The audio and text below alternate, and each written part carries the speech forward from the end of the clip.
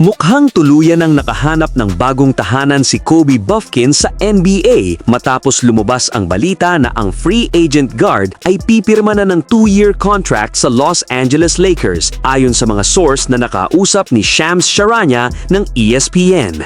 Ayon sa ulat, may kasama itong team option para sa susunod na season na nagbibigay ng flexibility sa panig ng Lakers. Sa edad na 22, unti-unting binubuo ni Bufkin ang kanyang pangalan matapos maging dominanting performer sa South Bay Lakers. Sa kasalukuyang G League season, bumubuhos ang kanyang produksyon na 27.7 points, 3.9 rebounds at 4.7 assists sa loob ng 14 na laro. Patunay ng kanyang scoring touch at playmaking ability. Hindi rin bagong mukha si Bufkin sa main roster ng Lakers. Noong Enero, nabigyan siya ng 10-day contract kung saan naglaro siya sa 4 na NBA games. Nagtala ng 3.0 points per game sa loob ng 11 minutes kada laban. Kahit limitado ang oras, ipinakita niya ang husay sa opensa at depensa. Bago ang Lakers chapter, dumaan muna siya sa ilang pagsubok. Drafted ng Atlanta Hawks bilang 15th overall pick noong 2023, nakapaglaro lamang siya ng 27 games sa loob ng 2 taon bago matrade sa Brooklyn Nets. Sa kasamaang palad, na-waive siya ng Nets bago magsimula ang season. May pagkakataon din siya sa Memphis sa ilalim ng 10-day hardship contract. Ngunit hindi siya nakapaglaro roon. Kapag naging opisyal ang pirmahan, si Bufkin ang magiging 15th standard contract ng Lakers. Ibig sabihin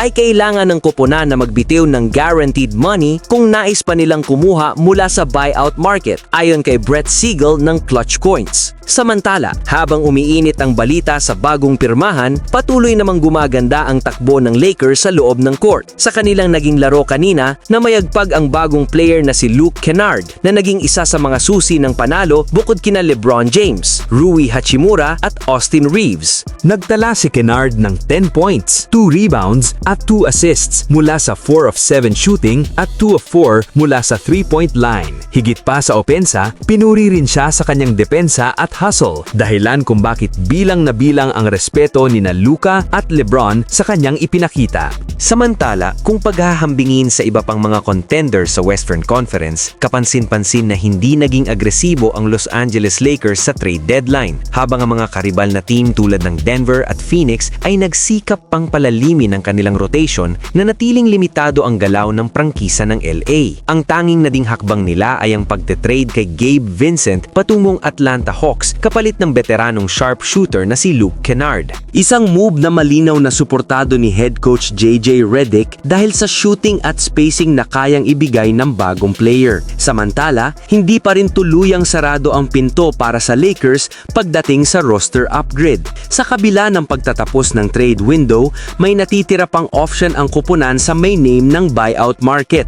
Lumutang ang mga usap-usapan tungkol sa posibleng reunion kay Lonzo Ball. Ngunit ayon sa mga ulat, mas malawak ang tinitignan ng front office ng Los Angeles. Dalawa sa mga pangalan na sinusubaybayan ng Lakers ay ang dating Brooklyn Nets players na sina Haywood Highsmith at Cam Thomas. Ayon sa The New York Times, kapwa kabilang sa listahan ng interes ng LA ang dalawa. Si Highsmith ay hindi pa nakapaglaro ngayong season dahil sa rehabilitasyon mula sa knee surgery. Gayunpaman, maayos ang naging progreso niya at target sana ang pagbabalik noong February 11 bago tuluyang i-waive ng Brooklyn. Si Cam Thomas naman ay nagsimula ng season bilang starter. Ngunit matapos magtamo ng hamstring injury, bumaba ang kanyang papel at nauhi sa bench role. Sa puntong ito, kapwa may malinaw na lakas at kahinaan ang dalawang manlalaro, dahilan upang maging komplikado ang desisyon ng Lakers para sa kanilang huling roster spot. Magbibigay si Highsmith ng solidong depensa na may average na 0.7